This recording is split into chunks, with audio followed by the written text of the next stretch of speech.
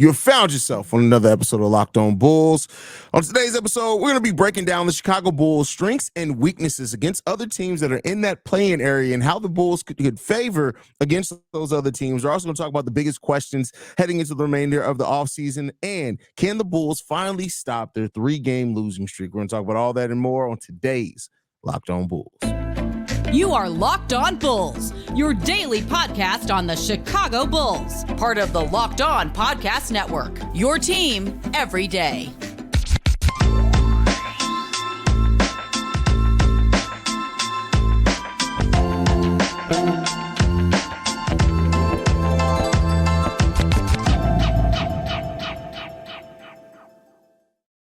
Thank you for tuning in to Locked On Bulls, member of the Locked On Podcast Network, where it's your team every single day.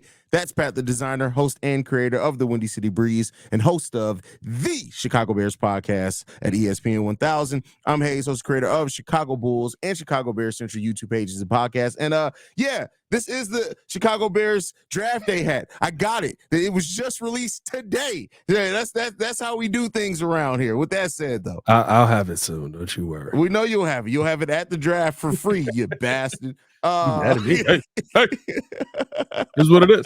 Watch me not get it because I'm gonna not be paying attention. That's gonna be hilarious. But Pat, man, talk about these Bulls, man. So the Bulls are basically locked in for a play-in spot right now. The team that's in the 11th seed behind the Atlanta Hawks are the Brooklyn Nets, and they are a good 7 games behind the Chicago Bulls. Now, while it's not mathematically impossible that they can win enough games with 10 games left in the season, all I can be said is if the Bulls lose enough games to where the Brooklyn Nets leapfrog them in play-in standings, tune in for that show because there's going to be a lot of pettiness going around on that show. Really? I feel like we don't even need that. I'm not going to lie to you. You may not need it, but it's going to happen. I just feel like that's such a oh, okay. The way the season is going. Yeah, it is what it is. But so right now, the teams that are slated to be in the play-in right now, Miami Heat, Philadelphia 76ers are the 7th and 8th seed, with the Indiana Pacers having a 2.5 game advantage over those two teams. And then you have the Chicago Bulls and the Atlanta Hawks, and there's a 1.5 game advantage that the Chicago Bulls currently have over the Atlanta Hawks. Basically, the Bulls are either going to finish the 9th seed or the 10th seed if they can't stop losing. So, Pat, when you look at the teams in the play-in, the Miami Heat, who were the first team to make it from the play-in tournament into the NBA Finals last year.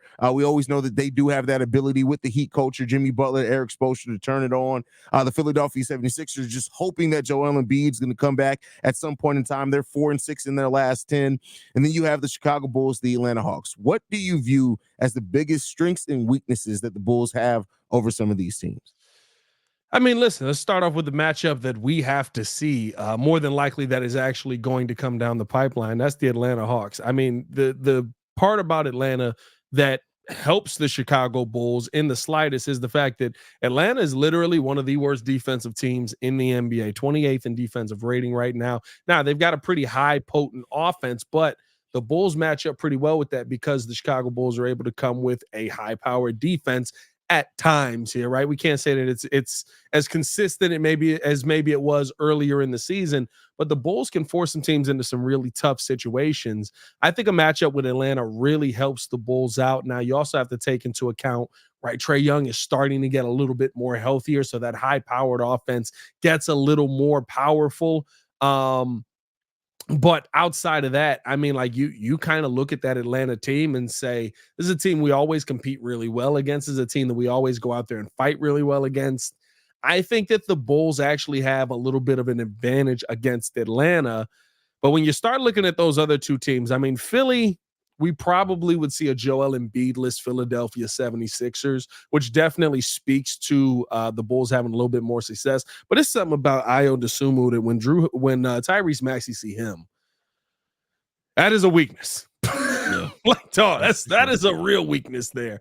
And I think that's the matchup that you have to watch out the most for. And the Miami Heat, listen, they allow you to get in a dogfight again. Another team that allows you to get in a dogfight. And the Bulls have been better than not in a dogfight, playing in 40 clutch matchups this year, still being above 500 in those clutch matchups. It's kind of spoken to what the only Bull success we've seen this season has been them in the clutch.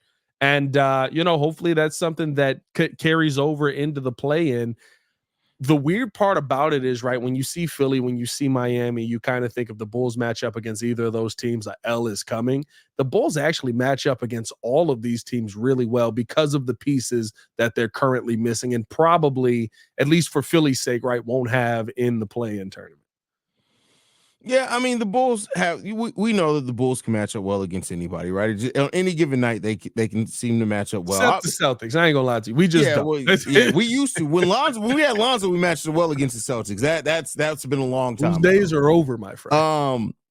So like you said, that first matchup against the Atlanta Hawks, the games seem to always come down the wire when we face the Atlanta Hawks. It doesn't matter who's in or out in those lineups; it just seems to always happen. Now we know that the Bulls can't beat the Atlanta Hawks, though, but I'm just a little bit worried about what we've seen from the Bulls, right? Like in these last couple of weeks, is that when teams just refuse to go away, the Bulls, they usually end up on the wrong side of that. So there's a young Atlanta Hawks team that's scrappy, well coached, so I'm a little bit worried about that. No. The Philadelphia 76ers without Joel Embiid, they looking real mortal, is what I'll say. Again, don't predict the Bulls to beat anybody per se, but we know that they can. And then the Miami Heat, I mean, had Billy Donovan not pulled Kobe White out the game last year, we probably could have beat the Miami Heat. So, yeah, I mean, like the Bulls do a better job matching up with Miami because Miami also plays an older style of basketball. It just ends up working more times than not for Miami because Jimmy Butler just turns into an absolute monster. Yeah, I'm not gonna lie. I think my hope is right now Miami just gets in. They get in as the 7 seed outright. We have to beat Atlanta and we have to play Philly. Because I think that those are two matchups that to me speak to, like Jimmy Butler with his back against the wall. I don't care how old he is. I don't care how far away from, being a Chicago Bull, how far removed he is, how what he doesn't have on his team, what he does have on his team. Jimmy Butler with his back against the wall is one of the best players that we've seen in NBA history when it comes to playoff style basketball. That is not the situation that I want to see the Chicago Bulls go get into a dogfight with. But Philly with kind of what they've done. I mean, you look at their last 10, right? Losses to the Pelicans, lost to the Knicks, lost to Milwaukee. They lost to Phoenix, they lost to LA. And for most of those games, you kind of, if you watch them, it's just like you can tell that their main piece is not on the floor. You can tell that they're struggling to get the offense going the way that it once was. But I mean, Atlanta, I don't know. Maybe I shouldn't overlook any team for the Bulls, but Atlanta just feels like a beatable team at this point in the season, even though they're starting to play some better basketball. If you get past the Hawks, I think you might even be able to sneak your way past the Sixers and actually get into the playoffs. And your reward, the Boston Celtics, who have a 11-game lead on the next closest team in the Eastern Conference. Yeah. And who you haven't matched up with well all season. And that's why, like, ultimately, when it comes down to it, this is going to end in pain for the Chicago Bulls. And I just, like I said, I'm always going to root for the team to win. But if the Bulls don't make it out the play-in, it's really not the worst thing possible because you get a couple of more shots in the lottery at this point. Like, I get it. We want to see, I would love to have a home game in the UC in the play-in just to get some postseason in there. But ultimately, like, what nobody's going to give the Chicago Bulls. Now, here's the thing. If the Bulls win one playoff game against the Boston Celtics, everybody would be shocked by that. You shock the world, but you're going to come crashing down real quick. I don't know if we'd be shocked by it because the world would be shocked. No, because like 4-1, like any team can get beat any night. I think at that point, you win two. No, listen, you win two. You win two, yeah. You win two. If the Bulls can push a series against the Boston Celtics to 6 games, yeah, I mean, like if at some point, this is what I'm worried about. Because then if the Boston Celtics go on to win the title, all AK is going to say in the press, we pushed the champions to 6 games, so we felt really confident in the competitiveness and the continuity of this team. We're just going to see everybody back. Well, and see, I think that's why this next topic is very important with all of that as well, because like it's one of those where, okay, what is the end result of this, right? What does it mean for you to actually, if you could do it, push the Celtics to 6? Does it mean DeMar DeRozan push the Celtics to 6? Or are you seeing Kobe and Ayo do it? There's a lot of options for the Bulls here with this, and it's something to definitely keep your eye out on. But I mean, listen, apparently continuity is fine. Benny the Bulls just aren't hands up. Hey, what? I don't know. This is what we got here. I mean, like, what? Oh, Scotty, get out of here, Scotty. Get out of there. Get out of there, Scotty. Scotty, nobody is cooking nothing. Scotty coming through. What's that burning smell? Y'all smell that burning? That was Marcus Jordan cooking your wife's ovaries. Oh, wow. All right, ad read now. Unacceptable. Next up, we're going to be breaking down the biggest offseason questions for the Chicago Bulls. Before we get into that, I got a message from our sponsor, and that is eBay Motors. Passion, drive, and patience. What brings home the winning trophies, also what keeps your ride or die alive.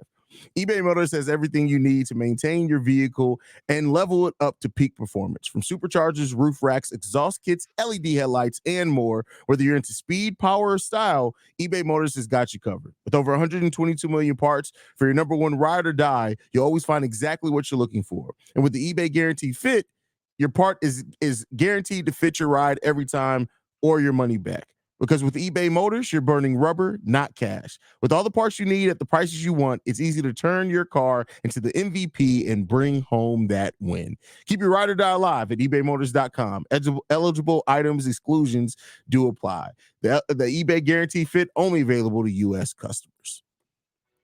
Do you think the eBay Guaranteed Fit, did that work for Lonzo's knee as well? Oh, I thought you were going somewhere else with that. Hey, no, we're not. I wasn't going that dark, brother. Jesus, I thought we were going like. You think you can order an eBay Guaranteed Fit for Scotty's? Oh man. Anyway, brother. Right. That whole topic just got away from us like Diddy with the feds, man. It's crazy. I mean, I don't know, man. I think. Listen, I heard that they found a ton of old unreleased Diddy bedroom videos under his bed, and on the tapes it just said, take that. Bro, that's considering the allegations, man. That's a wild joke. What are the biggest questions in this offseason for the Chicago Bulls? Pat just went rogue, bro. I went rogue. Oh, okay. But ovaries is fine. All right. Yeah, consenting ovaries. It's different, bro. Oh, where's Mace? I'm so thankful we're not playing the Utah Jazz today. Because don't worry, somebody will get it to him. Yeah, but what are your biggest questions? Oh, well, yeah, the whole actual topic here that we have to do. Biggest offseason questions for the Bulls right now. I think you got to start with three major ones, right? You have to ask, are there any players that the Bulls need to sign and prioritize that are already on the team, or that you could even, right, maybe they're on the team and you realize there's some value for sign and trade. Listen, it's time to start asking. If you haven't started asking the question yet, what are the Chicago Bulls going to do at the head coaching position? Because what we've done, running it back with the same guy, isn't going to work. I understand he's got the mystery extension, but it's time to start speaking up on this on a consistent basis. And you hate to call for somebody's job. I don't think that there's another coach around the league that just walks in the door and fixes this. But heading into this offseason, if you're not asking how do you improve the head coaching position, you have a problem right now. And then I think you also need to look at your front office. You need to look at your front office and say, what are you going to do to actually give a head coach the tools that he needs to be successful? Look at what Ryan Poles is doing with the Bears. As much as everybody doubts Matt Eberflus, you know what Matt Eberflus won't be able to say if this don't work out in his favor? I didn't have a team that could make this work. I don't believe there's a coach in the NBA right now. I can't say that. There's one coach. Eric Spoelstra could figure out how to make this team tick. It's the only Eric coach in the NBA, I believe, could figure out how to make this team work. Mike Dangle could figure out how to make this team tick too. Those are the two that I would. If we could have any coach in the world, Yeah, but he's got so much talent on his team. True, but I'm talking about. I'm just talking about his system. I think his system would do wonders for the young players here. Not to say that we'd have the same level of success, or I just think the play style that we would do would be more varied. And I love the way that he adjusts offensively. Defensively, he leaves a lot to be desired sometimes, but his adjustments offensively, as this the X's and O's mind of that, I love Mike Dangle's game and the way that he runs that offense. I think. I'm not saying you're wrong, but it's so hard for me to see that because I haven't seen him with a bad team. Like the OKC being bad since he's been there, you knew you had talented players. You just needed to add enough talented players and get them acclimated to his system, which I do think works. But I think Monty Williams is a great example of why the players to me are more important than the coach. And there's not many coaches that you can just have and say, come in here and make this thing work, figure out what the pieces are. Like you look at freaking Monty Williams and it's just like, how'd you go from almost not losing 20 games a year in Phoenix with Devin Booker and getting those young guys on track to now coming to Detroit and literally it's young talent supposedly You know everywhere. what it is though? He didn't want to coach that team. When you have to go and offer somebody the job 3 times for them to take the job, I think that is just at this point, I think he looked at that roster and is like, I get it. They do have young talent, but I don't think he believes in the young talent. Because if he believed in the young talent, would you have had to come 3 times to offer him the job? Come 3 times was crazy. It's crazy. That was no Diddy, bro. No Diddy. That was great. The spacing on that was insane. Would you have because my brain realized what I was about to say, but at that point I was committed. I couldn't stop. I couldn't stop. I was committed. But I think, well, for one, right, that's what we had to do with Billy Donovan. Like AK had to jump on a plane and go convince him that this is the job that he needed to take. And 2, listen, I think that when you're going through that process, yes, I agree with you. You had to, that he had to be convinced. Of course, he didn't want the job. But once you have the job, nobody wants to lose. So I don't believe he's just up there like, I'm just collecting a check with my feet up. I think that he's trying to build this team up. I think he's trying to do his job. But it's a different thing between when you really believe in that roster versus when you're like, I'm going to make this work the best I can. I don't know, man. And like, I think the tough part is, right, you can't figure out how to make Jaden Ivey, Jalen Duren, and Cade Cunningham work. And we've all seen them be talented. Like, not even like sporadically, like almost, well, maybe Jaden Ivey a little sporadically, but for the other 2, fairly consistently. And you just can't, like, you're the worst team in the NBA. Like, I feel like when you look at the coaching issues that are out there, of course it goes to the roster as well. That's why I said the front office is one of the major questions for me. But I mean, we're talking about 2 coaches out of 30 that we feel can come in here and maybe turn them around. And I don't even know if Mike Dagnall, if I agree with that, but I do love his system. I would love to see Kobe in his system. But guess what? I would have said that about Billy Donovan when he was in OKC because I thought he did a great job helping young players develop along. I just had problems when he actually got the superstars. That's hilarious. Yeah. Listen, at the end of the day, man, I think it just comes down to this simply is that the Bulls got issues. And the problem is that it doesn't seem like some of these issues are going to be being fixed because we just had a whole conversation about something we know the Bulls aren't looking to fix. Billy Donovan will be here. Well, it's not even. Yeah, it is that. Like Billy Donovan being here is a tough part of it.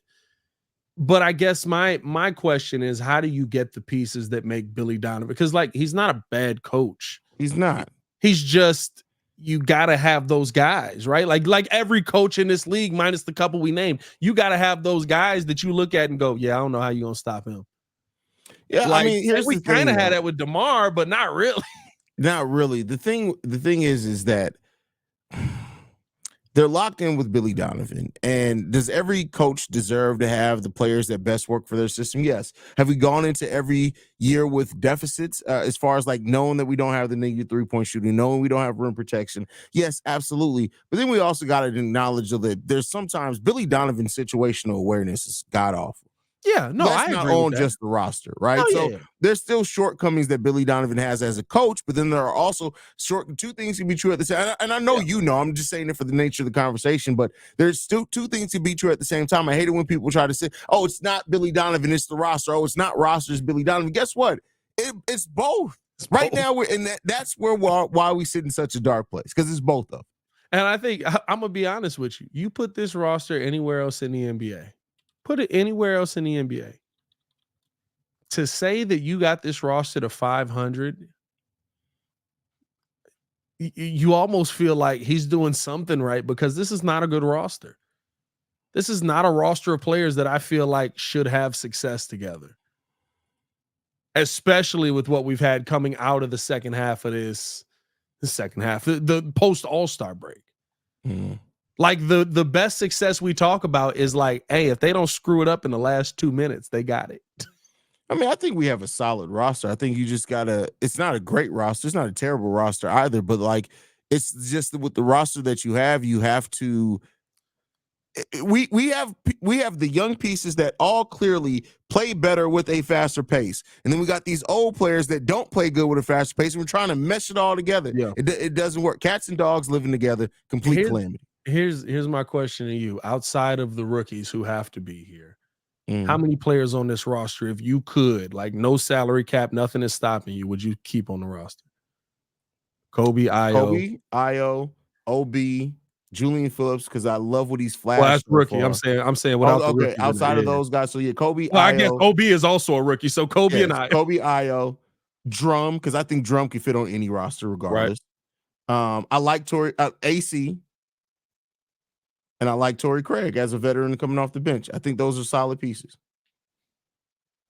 You still got to find your star in there. Still got to find your star. Yeah. The first two got to figure something out to become a superstar. Like that's the thing. Like all the names we said, that's the making. We have a team that is the makings of the greatest role player group in the NBA right now. Yeah, but I think that's what you want to have, and then when you hopefully organically find your superstar, much like when we got Derrick Rose, you then had a team that was ready to jump off after they kind of all learned to play together. So yeah. I think that there's something to be said about having players. Now, if Kobe and Io stay the players that they are now, don't ascend anymore, those are still two really good pieces. Good role players, you just gotta hope that you then find the piece that helps elevate that roster. That Kobe's turned himself to me.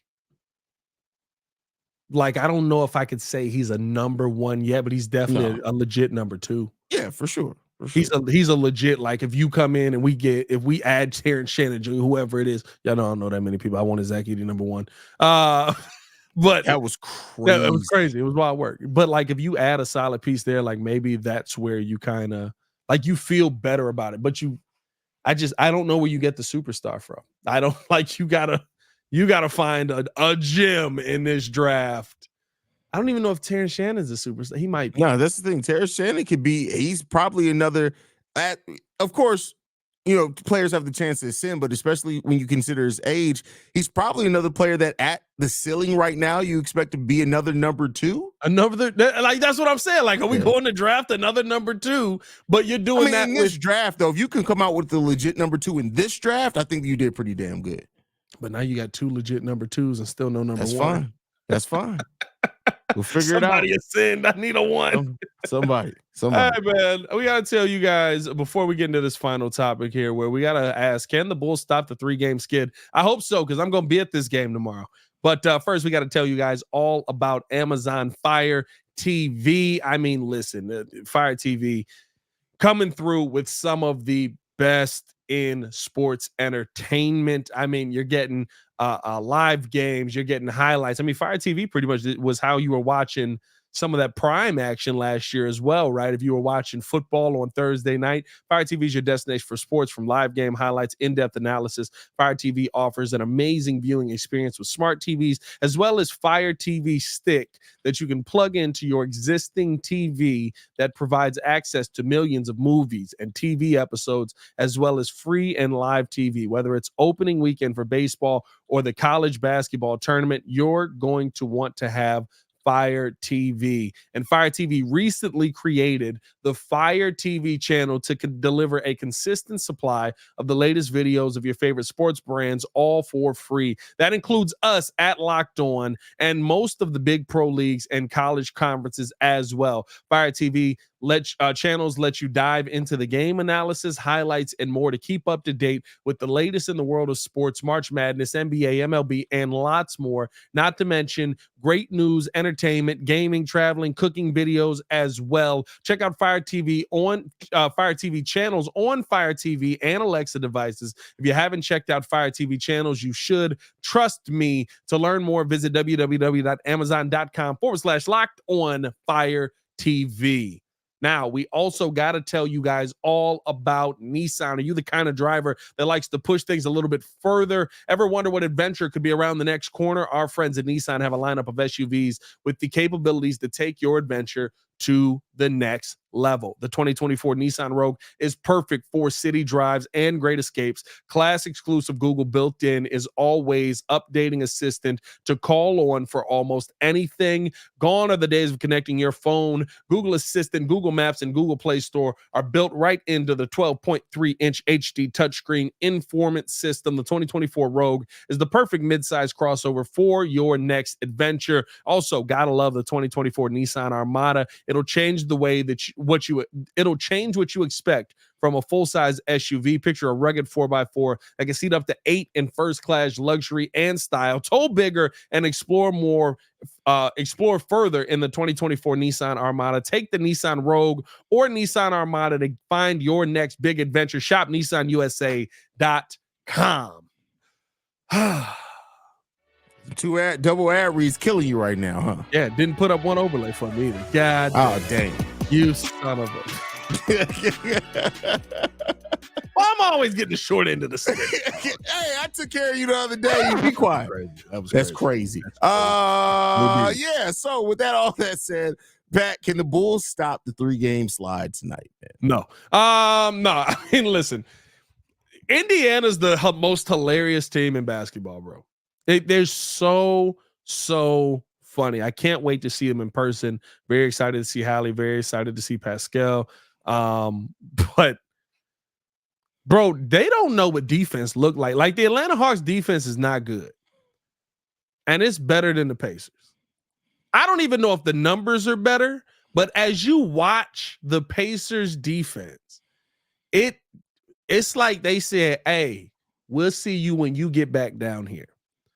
So that always opens an opportunity for the Chicago Bulls to actually go out there and compete with them. Now, the question is, can the Bulls offense keep up? Will the Bulls be able to score with the Pacers? That's the biggest question that most teams have had facing them. A lot of teams can. The Bulls have been a team that, listen, we just came out of a loss to the Washington Wizards. Now, I will say this. Usually when we lose these games that are that bad, we do bounce back. This is true. So I'm kind of expecting the Bulls to lock in back home. We got 10 games left, boys. Let's go out here and win all 10 of them. We'll see, man. That's all I can say is we'll see. That's the way I feel about it, man. I have no idea how to it's impossible to predict anything with this Bulls. Every time they do start doing some good stuff. You're like, hey, this team's playing pretty good. Maybe they can make some things happen. Guess what happens? They start losing. Every single time. You know what the funniest thing in the world is, dog, is we can't. Let's set the flag in the ground now,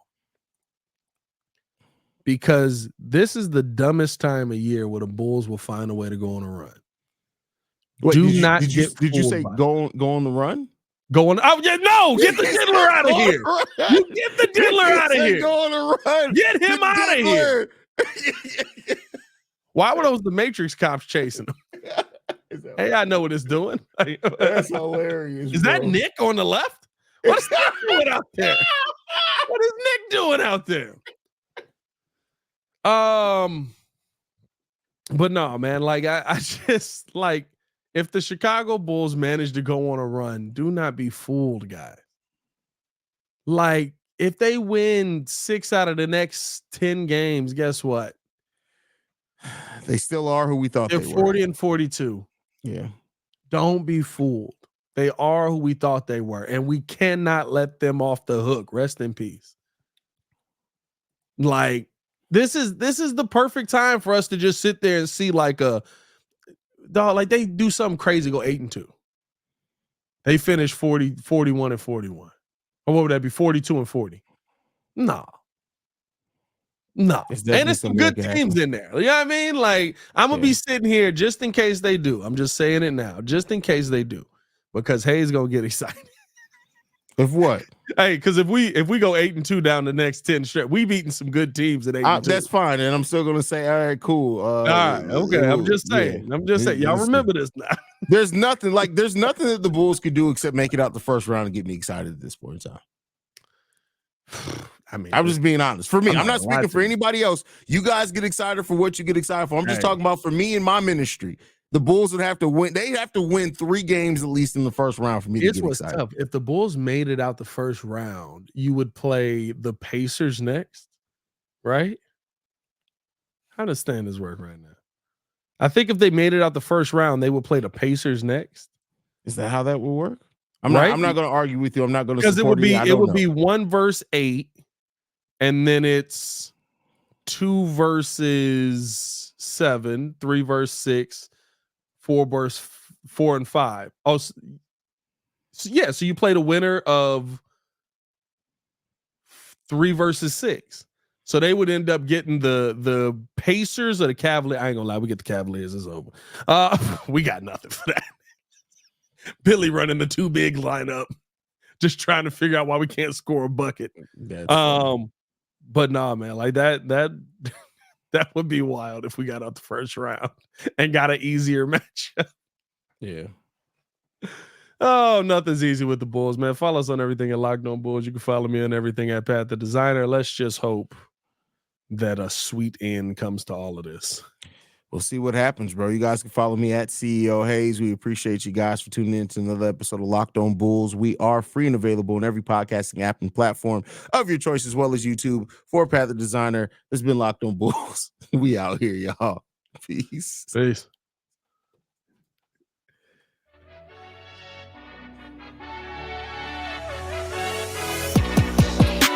Rumor has it that Meek Mill was in the shower when they raided one of the houses and he had the backflip out of the backyard fence.